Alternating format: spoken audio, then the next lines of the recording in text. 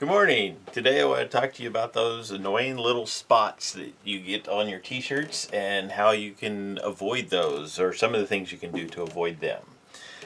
So to start with, after you have mixed your dye, you pour it in. I mean, that's where the whole problem starts, is the dye isn't completely dissolved. Now I use a hand mixer for mine, but regardless of whether you use a hand mixer or you shake the bottles to mix your dye, it doesn't always dissolve all of it. So what I employ is a fine mesh filter. It has very fine screen in there, and I pour my dyes through that. And then, as you can see, let's pour some water through. This one here didn't have too much, but it still had some little specks in there. Yeah, you can see those. So that's one way, is to keep the specks out of your bottles to start with, by pouring through a filter.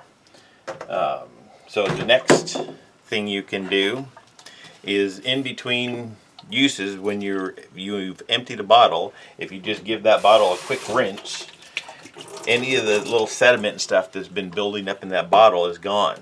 But after a while, sometimes your bottles will take on a lot of stuff in there, kind of gunk, and it just builds up and builds up.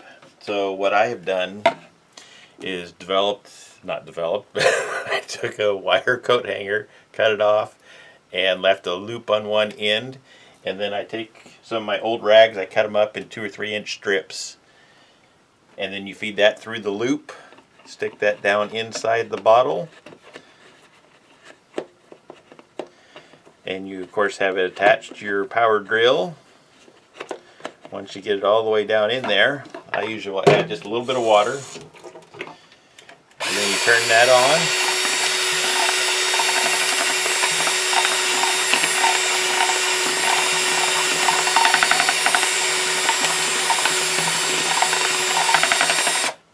And when you're all done, you have a clean bottle.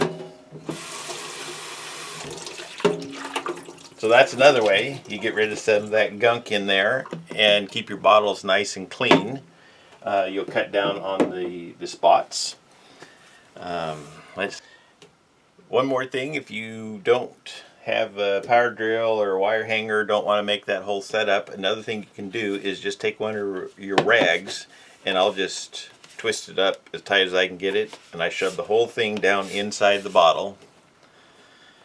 And sometimes that takes just a little bit of working, but not the whole thing, I guess all but the last couple inches. So once I get down to just the tail, I make sure to hold on to that.